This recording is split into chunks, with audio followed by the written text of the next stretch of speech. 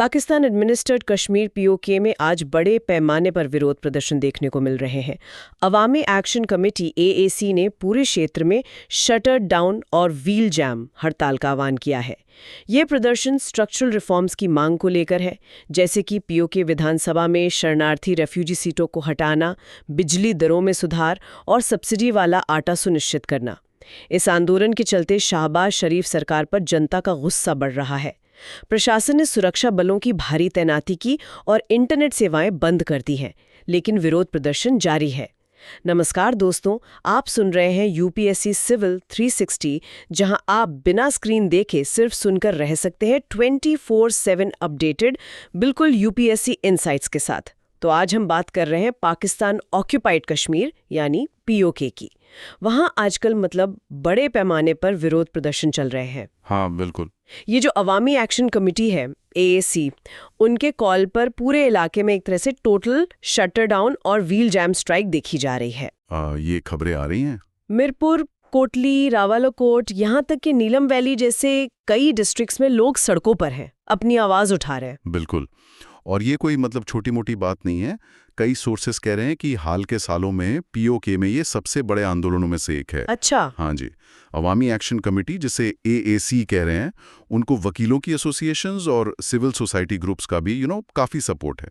वही से लीड कर रहे हैं। एएसी के एक नेता हैं शौकत नवाज मीर। उनका एक बयान काफी चर्चा में आया। वो सिचुएशन की ग्रेविटी दिखाता है, इनफ इज इनफ। अच्छा। और उन्होंने ये भी कहा, और ये कोट काफी चल रहा है, ये जूतों से मनाने वाले हैं, बातों से नहीं। ओह। तो ये दिखाता है कि फ्रस्ट्रेशन किस हद तक है लोगों में, कि डायलॉग से बात नहीं बनेगी शायद। जाहिर है इतने बड़े मोबिलाइजेशन पर गवर्नमेंट का रिएक्शन भी काफी सख्त रहा होगा। हाँ बिल्कुल। भारी सिक्योरिटी फोर्सेस डिप्लॉय की गई हैं। सुनने में तो ये भी आ रहा है कि पंजाब प्रोविंस से रेंजर्स और इस्लामाबाद से करीब 1000 अतिरिक्त पुलिस पर्सनल भेजे गए हैं। 1000? जी। और वीकेंड पर ही प्रोटेस्ट की आशंका में मेन एंट्री और एग्जिट पॉइंट सील कर दिए गए थे। और सबसे चिंता की बात जो अक्सर होती है ऐसे हालात में, कम्युनिकेशन ब्लॉकेड। हाँ बिल्कुल। इंटरनेट और मोबाइल फोन सर्विसेज लगातार दूसरे दिन भी सस्पेंड की गई हैं। लैंडलाइन टेलीफोन सर्विसेज भी काट दी गई हैं। इफेक्टिवली उस रीजन को बाहरी दुनिया से काट दिया गया है। ये तो बहुत गंभीर बात है, और दुखद ये भी है कि हिंसा की खबरें भी आ रही हैं। हाँ बिल्कुल। समार टीवी जैसे पाकिस्तानी चैनल्स रिपोर्ट कर रहे हैं कि मुजफ्फराबाद में पुलिस फायरिंग हुई है। उसमें कम से कम 2 लोगों की मौत हुई है और करीब 22 लोग घायल हैं। ओह, ये तो बहुत दुखद है। हाँ, स्थिति काफी टेंस है। और इसमें एक पॉलिटिकल एंगल भी जुड़ गया है जो इसे और पेचीदा बना रहा है। अच्छा, वो क्या? इमरान खान की पार्टी है ना, पाकिस्तान तहरीक इंसाफ, पीटीआई। हाँ, पीटीआई। तो उसकी जो लोकल पीओके यूनिट है वो भी इन प्रदर्शनों में शामिल हो गई है। अच्छा। हाँ, और वो वहां की जो मौजूदा पीओके सरकार है अनवरुल हक काकर के अंडर, उस पर इनकॉम्पिटेंस अक्षमता और रिप्रेशन यानी दमन का आरोप लगा रही है। पीटीआई ने तो स्टेट बैक्ड वायलेंस के भी गंभीर आरोप लगाए, खासकर मुजफ्फराबाद फायरिंग इंसिडेंट के बाद। अच्छा, क्या कह रहे वो? उनका कहना है कि मुस्लिम कॉन्फ्रेंस के लोगों ने, जिन्हें स्टेट का संरक्षण प्राप्त है, उन्होंने पीसफुल प्रोटेस्टर्स पर फायरिंग की। अब ये एलिगेशन सिचुएशन को और भी ज्यादा वॉलेटाइल बना सकते हैं। ये सब सुनकर तो लगता है कि सिचुएशन काफी लेयर्ड है, कई सारे फैक्टर्स हैं। लेकिन एक बेसिक सवाल मन में आता है कि आखिर पीओके के लोग इतने गुस्से में क्यों हैं? असल में मुद्दे क्या हैं? हाँ बिल्कुल। वो कौन सी डिमांड्स हैं जिनके लिए लोग इतना बड़ा रिस्क ले रहे हैं? सिक्योरिटी फोर्सेस का सामना, कम्युनिकेशन ब्लैकआउट, ये सब झेल रहे हैं। चलिए इसे समझने की कोशिश करते हैं। तो जैसा हमने बताया, ये अवामी एक्शन कमेटी एएसी इस मूवमेंट को लीड कर रही है, और उन्होंने पाकिस्तान गवर्नमेंट के सामने एक 38 पॉइंट चार्टर ऑफ डिमांड्स रखा है। हाँ, 38 पॉइंट्स का। तो इसमें कई मुद्दे होंगे, लेकिन कुछ कोर डिमांड्स क्या हैं जो बार बार सामने आ रही हैं, जो लोगों के गुस्से का मुख्य कारण है? देखिए, कई मांगे हैं, लेकिन 3-4 मुख्य हैं। सबसे पहली और शायद सबसे पॉलिटिकली सेंसिटिव मुद्दा वो है पीओके लेजिस्लेटिव असेंबली में रेफ्यूजी सीटों को खत्म करने की मांग। रेफ्यूजी सीटें? ये कौन सी सीटें हैं? हाँ, ये 12 सीटें हैं जो उन कश्मीरी शरणार्थियों के लिए आरक्षित हैं जो पाकिस्तान के दूसरे हिस्सों जैसे पंजाब वगैरह में रहते हैं। टेक्निकली पीओके के रेजिडेंट नहीं है। अच्छा, तो स्थानीय लोग इसका विरोध क्यों कर रहे हैं? उनका आर्गुमेंट है कि ये सीटें इस्लामाबाद यूज करता है। पीओके की इंटरनल पॉलिटिक्स को इन्फ्लुएंस और कंट्रोल करने के लिए। उन्हें लगता है कि इससे उनकी अपनी पॉलिटिकल रिप्रेजेंटेशन डाइल्यूट होती है, उनकी सेल्फ गवर्नेंस की जो एस्पिरेशन है वो कमज़ोर होती है। ये मतलब एक पुरानी शिकायत है उनकी, पॉलिटिकल ऑटोनॉमी से जुड़ी हुई। समझ में आता है। और दूसरी बड़ी मांग? दूसरी मांग बिल्कुल बेसिक नेसेसिटी से जुड़ी है, सब्सिडाइज्ड फ्लावर, मतलब रियायती दर पर आटे की उपलब्धता। अच्छा, आटा। हाँ, इन्फ्लेशन और बेसिक चीज़ों की कीमतें बढ़ रही हैं, तो आटा जैसी फंडामेंटल चीज़ की कमी या महंगाई सीधे आम आदमी को अफेक्ट करती है। ये इकोनॉमिक हार्डशिप गुस्से का एक बहुत बड़ा ड्राइवर है। ये तो है। और तीसरी की डिमांड है बिजली की दरों को लेकर, फेयर इलेक्ट्रिसिटी टैरिफ्स, मतलब बिजली सस्ती की जाए। बिजली? और यहाँ बात थोड़ी इंटरेस्टिंग हो जाती है, बल्कि मतलब काफी आयरनिक है। कैसे? देखिए, पीओके की जमीन और नदियों पर बड़े हाइड्रो पावर प्रोजेक्ट्स बने हैं, जैसे मंगला डैम है, नीलम झेलम प्रोजेक्ट है। हाँ, सुना है इनके बारे में। ये प्रोजेक्ट्स पाकिस्तान के नेशनल ग्रिड के लिए अच्छी खासी बिजली बनाते हैं, लेकिन विडंबना यह है कि पीओके के लोकल रेजिडेंट्स को ही बिजली महंगी मिलती है और कई बार पावर शॉर्टेजेस भी झेलनी पड़ती हैं। अरे, ये तो वाकई अजीब बात है। हाँ, तो लोगों में ये भावना बहुत स्ट्रांग है कि उनके रिसोर्सेज एक्सप्लॉइट हो रहे हैं, लेकिन फायदा उन्हें नहीं मिल रहा।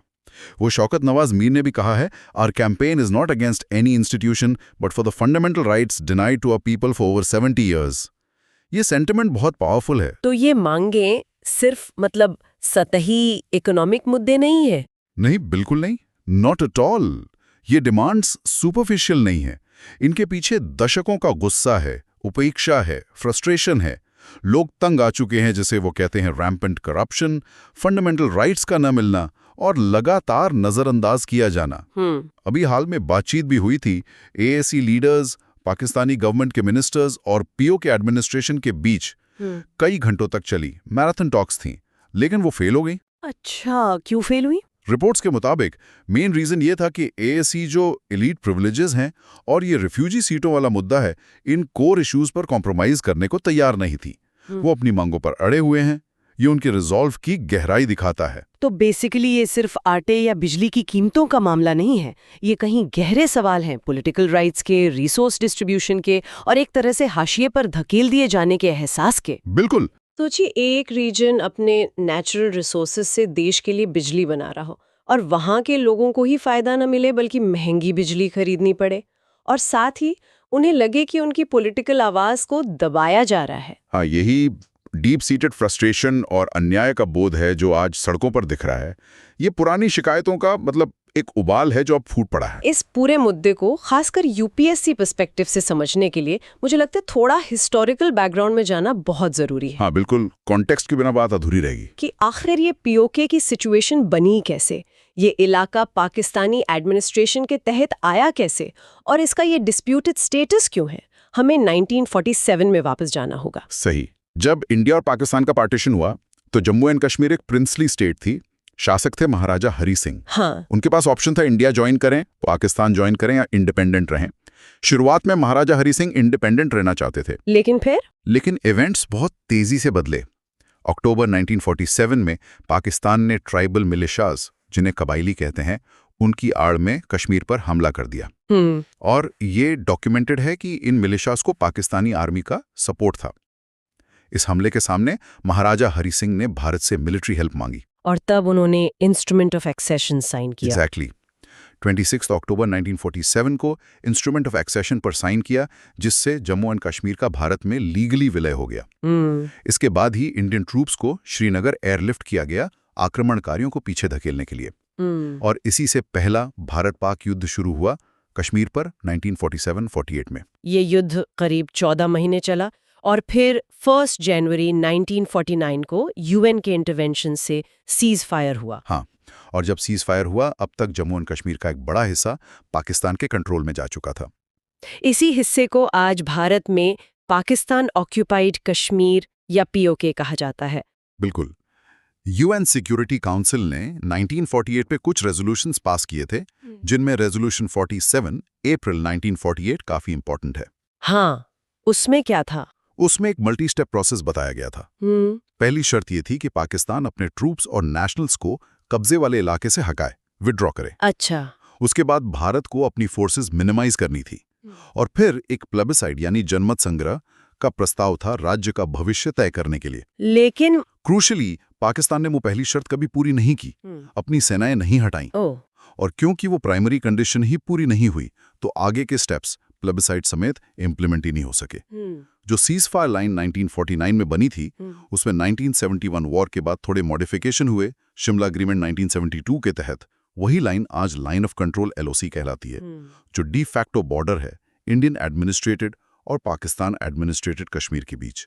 एक है जिसे वो आज़ाद जम्मू एंड कश्मीर AJK कहते हैं, राजधानी मुजफ्फराबाद, हाँ, जिसकी आबादी करीब 3.2 मिलियन बताई जाती है। और दूसरा हिस्सा है गिलगिट बाल्टिस्तान, जिसे पहले नॉर्दर्न एरियाज कहते थे। सही। और मजे की बात यह है कि पाकिस्तान AJK को आज़ाद यानी फ्री कहता है, लेकिन उसकी एक्चुअल ऑटोनॉमी बहुत लिमिटेड है। अच्छा, कैसे? उनका अपना प्रेसिडेंट, प्राइम मिनिस्टर, असेंबली सब है, लेकिन की डिसीजंस और रिसोर्सेज इफेक्टिवली इस्लामाबाद ही कंट्रोल करता है, ministry of Kashmir affairs and Gilgit Baltistan के जरिए। AJK की नॉमिनल रिप्रेजेंटेशन है पाकिस्तान के पार्लियामेंट में, नेशनल असेंबली में 1 सीट, सेनेट में 2, लेकिन ये सिंबॉलिक ज्यादा है, रियल पावर के टर्म्स में कम। और गिलगिट बाल्टिस्तान का स्टेटस तो हिस्टोरिकली और भी ज्यादा एम्बिगुअस रहा है, हालांकि हाल के सालों में पाकिस्तान ने उसे इंटीग्रेट करने के कदम उठाए हैं। अब आते हैं भारत के ऑफिशियल स्टैंड्स पर, जो UPSC के लिहाज से बहुत महत्वपूर्ण है। हाँ, ये सबसे जरूरी है। India's position has been consistent, बिल्कुल साफ और लीगली ग्राउंडेड है 1947 से। क्या है वो पोजीशन? महाराजा हरि सिंह ने जो इंस्ट्रूमेंट ऑफ एक्सेशन साइन किया था 26 अक्टूबर 1947 को, भारत उसे लीगली फाइनल और इररिवोकेबल मानता है। उसके आधार पर पूरा जम्मू एंड कश्मीर राज्य, जिसमें वो इलाके भी शामिल हैं जो अभी पाकिस्तान के कब्जे में हैं, यानी AJK और गिलगिट बाल्टिस्तान दोनों, वो भारत का अभिन्न अंग है, इंटीग्रल पार्ट ऑफ इंडिया। तो भारत पाकिस्तान की मौजूदगी को वहां क्या मानता है? इल्लीगल ऑक्यूपेशन, अवैध कब्जा। भारत का कहना है कि पाकिस्तान ने 1947 में कश्मीर पर हमला करके इंटरनेशनल लॉ और एक्सेशन की शर्तों का उल्लंघन किया और तब से अपना अवैध कब्जा बनाए रखा है। भारत ये भी कहता है कि Pakistan UN security council resolutions की जरूरी शर्तों को पूरा करने में विफल रहा, खासकर रेजोल्यूशन 47, जिसमें पाकिस्तान को पहले अपनी सेना हटाने को कहा गया था। और आर्टिकल 370 का क्या संदर्भ था इसमें? आर्टिकल 370 का जो ऐतिहासिक महत्व था, जो जम्मू एंड कश्मीर को विशेष दर्जा देता था भारतीय संघ के भीतर, वो भी इसी यूनिक हिस्टोरिकल बैकग्राउंड से जुड़ा था। हालांकि उसका स्टेटस अगस्त 2019 में भारतीय संसद द्वारा बदल दिया गया, लेकिन POK समेत पूरे जम्मू एंड कश्मीर पर भारत का जो फंडामेंटल क्लेम है वो अनचेंज्ड है। तो अगर हम सब बातों को जोड़कर देखें तो POK में जो मौजूदा विरोध प्रदर्शन है वो भले ही लोकल गवर्नेंस, इकोनॉमिक इश्यूज जैसे आटे और बिजली और पाकिस्तानी एस्टैब्लिशमेंट के खिलाफ गुस्से से प्रेरित लग रहे हों, हाँ, लेकिन हम उस बड़े बैकड्रॉप को नज़रअंदाज नहीं कर सकते। ये घटनाएं एक ऐसे क्षेत्र में हो रही हैं जिसका इतिहास बेहद विवादित है और जिसका इंटरनेशनल स्टेटस अनरिजॉल्व्ड है। बिल्कुल, ये कॉन्टेक्स्ट इसमें कॉम्प्लेक्सिटी की कई परतें जोड़ देता है, जो हमें अगले सवाल पर लाता है। इस ताज़ा उथल-पुथल के, इस करंट अनरेस्ट के पोटेंशियल आउटकम्स क्या हो सकते हैं? इसके क्या इम्प्लिकेशंस हैं खासकर क्षेत्र के लिए और सबसे महत्वपूर्ण भारत के लिए? पहले जरा करंट सिचुएशन देख लेते हैं ग्राउंड पर। जैसा सोर्सेस बता रहे हैं, AAC ने फिलहाल शायद क्रैकडाउन के डर से आंदोलन को टेम्पररी तौर पर कॉल ऑफ कर दिया है 15 अक्टूबर तक के लिए। हाँ, ये खबर है। उन्होंने शायद ये डेट दी है ताकि गवर्नमेंट को उनकी डिमांड्स पर एक्शन लेने का कुछ समय मिले। लेकिन उन्होंने ये साफ कर दिया है कि ये सस्पेंशन टेम्पररी है। अगर उनकी कोर डिमांड्स पूरी नहीं होती हैं, खासकर वो रेफ्यूजी सीट्स और एलीट प्रिविलेजेस वाली, तो प्रोटेस्ट फिर से शुरू होंगे और शायद ज्यादा तीव्रता से। और दूसरी तरफ सरकार का रवैया, सिक्योरिटी डिप्लॉयमेंट, कम्युनिकेशन ब्लॉकेज, हाँ, वो रिप्रेसिव अप्रोच अभी भी जारी है। तो इसके नतीजे क्या हो सकते हैं? देखिए, कई पोटेंशियल कॉन्सिक्वेंसेस हो सकते हैं। पहला, POK में इंस्टेबिलिटी निकट भविष्य में बढ़ सकती है। अगर लोगों की जेन्युइन शिकायतों को मीनिंगफुली एड्रेस नहीं किया गया तो ये गुस्सा अंदर ही अंदर सुलगता रहेगा और फिर भड़क सकता है। दूसरा, ये पूरा एपिसोड वहां की स्थानीय आबादी का इस्लामाबाद से अलगाव और गहरा कर सकता है। जब लोगों को लगता है कि उनके बेसिक राइट्स छीने जा रहे हैं और उनकी आवाज को फोर्स से दबाया जा रहा है, तो रिजेंटमेंट बढ़ता है, वो और दूर होते जाते हैं। सही बात है। तीसरा, जैसा AAC ने चेतावनी दी है, अगर मांगे पूरी नहीं हुई तो विरोध प्रदर्शन और तेज हो सकते हैं और शायद ज्यादा कॉन्फ्रंटेशनल रूप ले लें। और PTI जैसी पॉलिटिकल पार्टीज का शामिल होना इसे और कॉम्प्लेक्स बनाता है। मतलब जेन्युइन पब्लिक एंगर को पॉलिटिकल अपॉर्चुनिज्म से अलग करना मुश्किल हो जाता है। हाँ, ये तो है। लेकिन यहाँ एक दिलचस्प बात यह भी है कि लोग इतने स्टेट प्रेशर के बावजूद लगातार अपने अधिकारों की मांग कर रहे हैं। उनकी रेजिलियंस देखने लायक है। बिल्कुल। अच्छा, अब आते हैं भारत के लिए इसके इम्प्लीकेशंस पर। यूपीएससी एस्पिरेंट्स के लिए ये एंगल समझना क्रिटिकल है। भारत के लिए इसके क्या मायने हैं? हाँ, सबसे पहले और सबसे फंडामेंटल बात, भारत आधिकारिक तौर पर पीओके को अपना क्षेत्र मानता है। इसलिए वहां कोई भी महत्वपूर्ण घटनाक्रम, खासकर अनरेस्ट या ह्यूमन राइट्स वायलेशंस के संकेत, उस पर न्यू दिल्ली बारीकी से नजर रखता है। ये सीधे नेशनल इंटरेस्ट का मामला है। दूसरा, ये प्रोटेस्ट पाकिस्तान के शासन की चुनौतियों को उजागर करते हैं। उस क्षेत्र में इंटरनल डिस्कंटेंट कितना है, ये सामने आता है। ये पाकिस्तान के लिबरेशन वाले नैरेटिव और जमीनी हकीकत के बीच का अंतर दिखाता है, जहां लोग बेसिक राइट्स के लिए और पाकिस्तानी स्टेट द्वारा किए जा रहे कथित एक्सप्लॉयटेशन के खिलाफ प्रदर्शन कर रहे हैं। इसमें वो सिक्योरिटी क्रैकडाउन्स और इंटरनेट शटडाउन्स जैसे मेजर्स भी शामिल हैं। हाँ, बिल्कुल। ये तरीके आबादी को कंट्रोल करने के लिए इस्तेमाल होते हैं, जो Indian administrated Jammu and Kashmir में उपलब्ध डेमोक्रेटिक प्रोसेसेस, भले ही वो कंटेस्टेड हों, से बिल्कुल अलग है। तीसरा इम्प्लीकेशन क्या हो सकता है? तीसरा, देखिए, हालांकि इन विरोध प्रदर्शनों से अकेले कोई बड़े जियोपॉलिटिकल बदलाव की उम्मीद शॉर्ट टर्म में कम है, क्योंकि ये विवाद बहुत पुराना है। लेकिन अगर अनरेस्ट लगातार बना रहता है या ह्यूमन राइट्स की स्थिति बिगड़ती है, तो इस पर इंटरनेशनल अटेंशन ज्यादा जा सकता है। इससे संभावित रूप से पाकिस्तान अंतर्राष्ट्रीय मंचों पर स्क्रूटिनी में आ सकता है। और चौथा, शायद भारत के नजरिए से सबसे महत्वपूर्ण। हाँ, चौथा और शायद सबसे सिग्निफिकेंट, ये डेवलपमेंट्स भारत के नैरेटिव को मजबूत कर सकते हैं। भारत लगातार कहता रहा है कि पीओके के लोग एक दमनकारी शासन के अधीन रह रहे हैं और उन्हें बुनियादी स्वतंत्रता से वंचित रखा गया है। अच्छा, जैसे रेफ्यूजी सीटों को चुनौती देना, जिन्हें इस्लामाबाद का प्रॉक्सी माना जाता है, से जुड़े अधिकारों की मांग करते हैं, तो ये भारत की पोजीशन को बल देता है कि पाकिस्तान का उस क्षेत्र पर नियंत्रण किस तरह का है। तो ऐसी स्थिति में भारत आमतौर पर क्या डिप्लोमेटिक या पॉलिसी ऑप्शंस अपनाता है? देखिए, भारत की घोषित नीति हमेशा पीसफुल रेजोल्यूशन और पूरे जम्मू कश्मीर राज्य के अंतिम एकीकरण की रही है। ऐसी स्थितियों में भारत डिप्लोमेटिक चैनल्स का उपयोग चिंता व्यक्त करने के लिए कर सकता है। हालांकि अक्सर ये परोक्ष रूप से होता है और ज्यादा खुलकर, ज्यादा ओवर्टली। भारत पीओके के लोगों के ह्यूमन राइट्स वायलेशंस और पॉलिटिकल व इकोनॉमिक राइट्स के हनन के मुद्दे को विभिन्न इंटरनेशनल प्लेटफॉर्म्स पर उठा सकता है। पीओके की स्थिति और भारत के भीतर जम्मू कश्मीर में डेमोक्रेटिक राइट्स और डेवलपमेंट इनिशिएटिव्स के बीच कॉन्ट्रास्ट को उजागर करना भी स्ट्रैटेजी का हिस्सा है। जाहिर है, ये पॉलिसी टूल्स और ऑप्शंस है भारत के डिप्लोमेटिक टूल किट में। हम यहाँ सिर्फ संभावनाओं की बात करें, किसी खास एक्शन की वकालत नहीं कर रहे। कि यह है कि स्थिति का कूटनीतिक रूप से उपयोग करके भारत अपने वैध दावों को पुष्ट करें और पाकिस्तान की स्थिति में विरोधाभासों को उजागर करें। तो कुल मिलाके ये साफ है कि ये एक बेहद कॉम्प्लेक्स सिचुएशन है। इसमें स्थानीय शिकायतें हैं, रोजमर्रा की चीजों से जुड़ी जो गहरे ऐतिहासिक विवादों, पॉलिटिकल आइडेंटिटी के सवालों और रीजनल जियोपॉलिटिक्स से गुंथी हुई है। हाँ, बिल्कुल।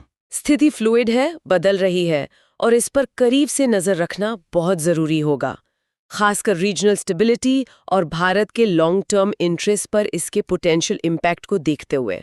वो एएसी की 15 अक्टूबर की डेडलाइन एक की डेट हो सकती है देखने के लिए। इंडीड। और जो बात सबसे अलग दिखती है वो ये है कि कैसे आटा और बिजली जैसी टेंजिबल चीजों की मांगे पॉलिटिकल वॉइस और रिसोर्स राइट्स जैसे इंटेंजिबल लेकिन फंडामेंटल इश्यूज से जुड़ी हुई हैं। वो 38 पॉइंट चार्टर सिर्फ शिकायतों की लिस्ट नहीं है, ये डिग्निटी और फेयर ट्रीटमेंट की एक गहरी आकांक्षा को दर्शाता है जो लगता है काफी समय से सुलग रही थी। पाकिस्तानी स्टेट आने वाले हफ्तों में कैसे रिस्पॉन्ड करता है, ये पीओके में घटनाओं का भविष्य तय करने में क्रिटिकल होगा। दोस्तों, अब आपके लिए एक सवाल। आपकी नज़र में पीओके में हो रहे इन विरोध प्रदर्शनों का सबसे बड़ा कारण क्या है? भ्रष्टाचार, आर्थिक बदहाली या राजनीतिक हाशियाकरण? और क्या एएसी की मांगे जायज़ है? अपनी राय हमें कमेंट सेक्शन में ज़रूर बताइए। अगर आपको ये पॉडकास्ट पसंद आया तो चैनल को लाइक, सब्सक्राइब और शेयर करना मत भूलिए। You are watching UPSC Civil 360, the only UPSC channel you can just listen to. मिलते हैं अगले एपिसोड में एक और जरूरी मुद्दे के साथ। धन्यवाद और जय हिंद।